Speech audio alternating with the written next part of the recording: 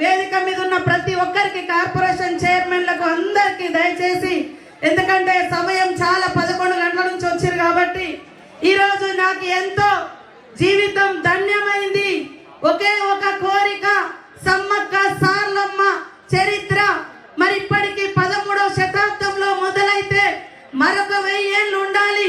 అది ఎట్లా సాధ్యమవుతుందంటే మా సోదరుడు సమ్మక్క సార్లమ్మ ప్రతి జాతరకు విచ్చేసినటువంటి నాయకుడు రేవంత్ రెడ్డి గారితోటే సాధ్యమైనటువంటి నమ్మకంతో ఈరోజు సమ్మక్క సార్లమ్మకు ఒకటే కోరుకున్నా, నాకు ఒక్క అవకాశం తల్లులారా, అధికారికంగా జాతర నిర్వహించే అవకాశం ఇవ్వండి.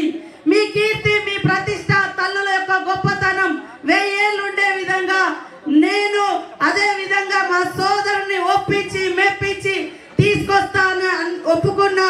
కానీ నేను అడగక ముందే, నేను అడిగింది ఆవగింజ అయితే వాళ్ళు మరి ముఖ్యమంత్రి గారు ఏదైనా పర్వాలేదు తల్లుల కోసం నేను సిద్ధంగా ఉన్నా, చేస్తా అని ముందుకొచ్చినందుకు నిజంగా ఇంతకంటే గొప్ప అవకాశం, గొప్ప కోరికలు మేమేమి కోరం.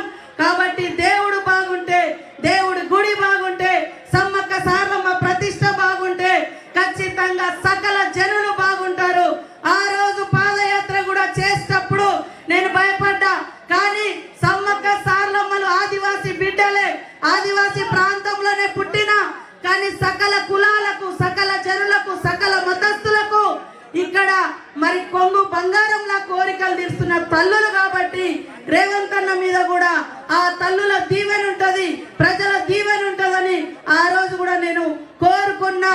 ఆ సంకల్ప బలం, ముఖ్యమంత్రి గారి ఆనాటి పిసిసి అధ్యక్షులుగా సంకల్ప బలం సమ్మక్క సార్లమ్మ దగ్గర నుంచి పాదయాత్ర చేసి మళ్ళీ జాతరకు 1 ఇయర్ లో మరి ముఖ్యమంత్రి హోదాలో సమ్మక్క సార్లమ్మ దగ్గరకు వచ్చారు.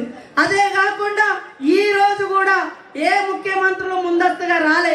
ఈ రోజు గుడి ఎట్లా నిర్మాణం జరగాలి, ఆచారాలు సాంప్రదాయాలు కరెక్ట్ గా ఉన్నాయా లేదా అని స్వయంగా ముఖ్యమంత్రి రేవంత్ రెడ్డి గారే ఇక్కడికి రావడం అనేది ఈ ప్రాంతానికి, ఈ ప్రాంత ప్రజలకు, ఈ ప్రాంత ఇలవేల్పులుగా ఉన్నటువంటి సమ్మక్క సార్లమ్మ తల్లులకు వారిచ్చే గౌరవం, వారికి ఉన్న భక్తిని ఇది నిదర్శనం అని తెలియజేస్తూ, ఇప్పుడు మరి మన సీఎం రేవంత్ రెడ్డి గారిని మన సోదరుడు